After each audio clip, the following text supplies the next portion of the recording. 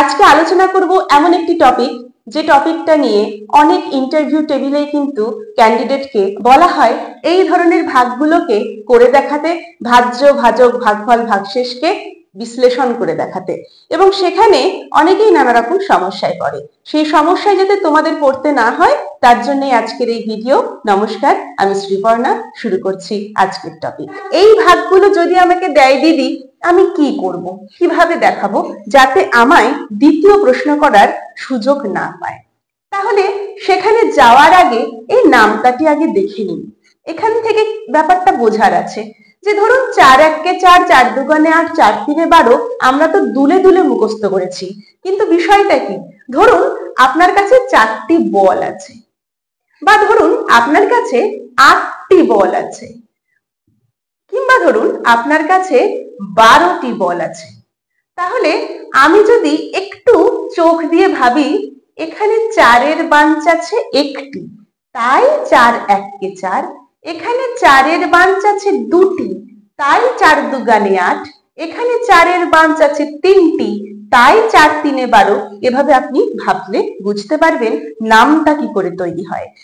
তাহলে এবার বলুন তো দেখি, এই জায়গায় যদি আমার 4-এর কোনো বাঞ্চি না থাকে, তার মানে কি 4-এর আমার কোনো বাঞ্চি নেই, কিচ্ছু নেই, আর কিচ্ছু নেই মানে শূন্য। এবং দেখুন সত্যি তো কিচ্ছু নেই, তাহলে 4 গুণ শূন্যতে হয়ে যাবে কি শূন্য। এবং আমরা জানিও কোনো সংখ্যাকে শূন্যের সঙ্গে গুণ করলে শূন্য হয়। তাহলে এই যে আমার 4 1 4 দিয়ে শুরু হওয়া নামটার ভিত কিন্তু দাঁড়িয়ে আছে 4 0 0 থেকে। এই জায়গাটা আপনাকে বুঝতে হবে, তাহলেই কিন্তু ভাগ অঙ্ক করা খুব সহজ হয়ে যাবে। চলুন তাহলে আসল প্রশ্নে যাওয়া যাক। আপনাকে ভাগ করতে বলেছে 82-কে 4 দিয়ে। সবার প্রথমে একক দশক লিখলাম ভাজ্যের মাথায়, 4 ভাজক। চলুন তাহলে সব থেকে বড় যে স্থান তার 8, এইটিকে আমি ভাগ করব 4 দিয়ে। 4-এর নামটা গুনলে দেখুন মিলে যাচ্ছে, 4 2 8। বিয়োগ করলে শূন্য হয়, চাইলে আপনি লিখতে পারেন, না চাইলে না পারেন। এই একটি স্টেপে একটি ডিজিট নামাতে পারেন, পরবর্তী 2 নামালাম। তাহলে আমার গোটা বিষয়টা হচ্ছে এখন 2। তাহলে 4-এর নামটা পড়ি আবার, 4 1 4। এই রে, তাহলে 4 তো 2-এর থেকে বড়, আমি লিখতে পারবো না। তাহলে 4 1 4 যখন লিখতে পারলাম না, তাহলে তার ঠিক আগের কোনটা, ওই যে 4 0 0 লিখে ফেলুন, এবং বিয়োগ করলে হয় 2। আমার কি আর কিছু নামানোর আছে? নেই। তাহলে এই মুহূর্তে আমার এই অঙ্কটি শেষ হয়েছে। আপনার ভাগফল দাঁড়ালো 20, ভাগ শেষ দাঁড়ালো হচ্ছে 2। দেখুন তো এই শূন্য কোথা থেকে এসছে। এবার কি আর ইন্টারভিউয়ার আপনাকে জিজ্ঞেস করার জায়গা আছে? আমার তো মনে হয় নেই। চলুন আরেকটি উদাহরণ দেখে নিই। আমি এর পরবর্তী উদাহরণটা দেখাচ্ছি এই সি নাম্বারটি দিয়ে। দ্বিতীয়টি আপনারা নয় নিজেরা করবেন। আচ্ছা, আমার অঙ্কটি হচ্ছে 281-কে 4 দিয়ে ভাগ করতে বলা হয়েছে। চলুন সবার প্রথমে একক দশক শতক অবশ্যই লিখবেন। শতক এখানে সব থেকে বড়, তাই এখান থেকে শুরু করা হবে। 4-এর নামটা করলে 4 2 8 মিলে যাচ্ছে, বিয়োগ করলে হচ্ছে 0। এবার আর লিখলাম না। এই স্টেপে একটিকেই নামাতে পারবেন পরবর্তী ডিজিট। তাহলে চলুন দশকের 2টি নামালাম। এবার আবার ভাগ করব 4 দিয়ে। 4 1 4, ওই যে আবার বড় হয়ে গেল, তাহলে নেওয়া যাবে না। 4 1-কে যখন নিতে পারবো না, তার মানে এই 4 0 0 নেব নামটা, বিয়োগ করুন 2। এই স্টেপে আরেকটিকে নামাতে পারেন, নামান 21। তাহলে আবার দেখি নামটা পড়ি, 4 1 4, 4 2 8। এইভাবে গুনলে আমি লিখতে পারি যে 4 5 20, কারণ 4 6 24 আবার 21-এর থেকে বেশি হয়ে যাচ্ছে। চলুন বিয়োগ করি, বিয়োগ করলে হয় 1। আমার আর কিছু নামানোর নেই, তাহলে ভাগ অঙ্কটি এখানে শেষ হলো।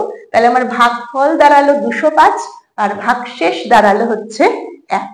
আশা করি আমি এই জায়গাটি বোঝাতে পেরেছি। এখন অনেক সময় বলতে পারে যে এইভাবে বাচ্চারা ধরুন ভাগ শিখতে পারলো না, আপনি আর কিভাবে শেখাবেন? দেখে নিন, এটি কিন্তু খুব ইম্পর্টেন্ট।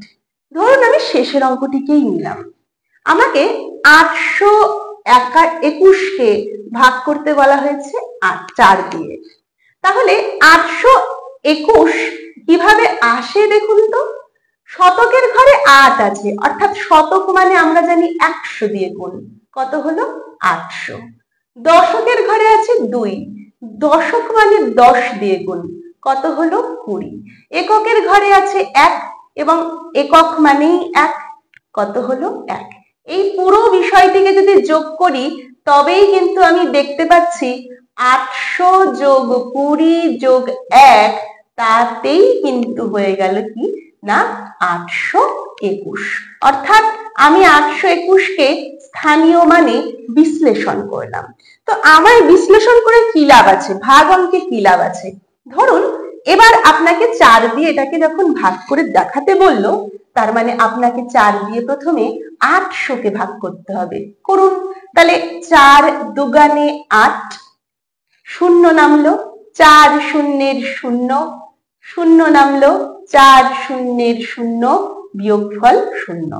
এই যে বিয়োগফল বা অবশিষ্ট, এটিকে যোগ করতে হবে পরবর্তী বিশ্লেষণের সঙ্গে, অর্থাৎ 20-র সঙ্গে।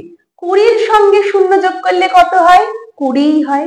20কে আবারও আপনি ওই 4 দিয়ে ভাঙুন, দেখুন কত হয়, নামতা করলে হয় 4 5 20, তাই তো। আচ্ছা, এখানেও আপনাকে বলতে পারে আপনি দুটো সংখ্যা একসঙ্গে কেন নিলেন 20।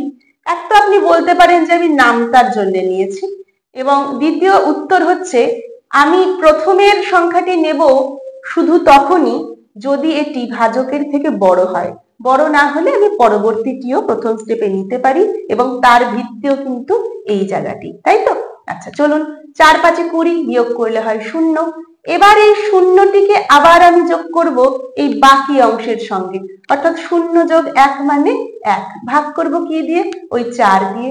চলুন 4 1-কে 4 বেশি হয়ে যায়, তাহলে 4 শূন্যের 0, বিয়োগ করলে হয় 1, নামানোর কিছু নেই এবং যোগ করারও কিছু নেই। এই অঙ্কটি তাহলে এখানে আমি স্টপ করলাম। তাহলে আমার উত্তর কি দাঁড়ালো, উত্তর দাঁড়ালো হচ্ছে ভাগফল হবে এই প্রত্যেকটি ভাগের ভাগফলের যোগফল, অর্থাৎ 200 যোগ 5 যোগ 0, তার মানে হয়ে গেল 205।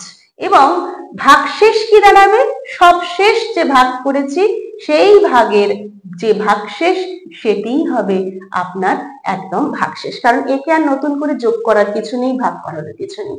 আশা করি একটি অঙ্ককে কিভাবে ভেঙে বোঝানো যায় স্থানীয় মানে বিস্তারের দ্বারা, সেটি আপনারা বুঝতে পেরেছেন। তো এই হলো আজকের টপিক। যদি বুঝতে না পারেন বা আর কোনো সমস্যা থাকে এই টপিক নিয়ে, অবশ্যই কমেন্ট করবেন, আমি চেষ্টা করব সেটা বুঝিয়ে দেওয়ার বা কোনো ভুল থাকলে রেকটিফাই করার। ভিডিওটি যদি আপনাদের জন্য হেল্পফুল মনে হয়, তাহলে সবার আগে কাজ হচ্ছে এই চ্যানেলটিকে প্রথমত সাবস্ক্রাইব করা, লাইক করা ভিডিওটিকে, এবং এটিকে অনেক অনেক শেয়ার করা, কারণ এই সমস্যাগুলো কিন্তু সবার, আপনার একার নয়, তাই না। তাহলে চলুন তৈরি হতে থাকুন, আরো ভিডিও দিতে থাকছি। Always be positive and stay positive. Thank you.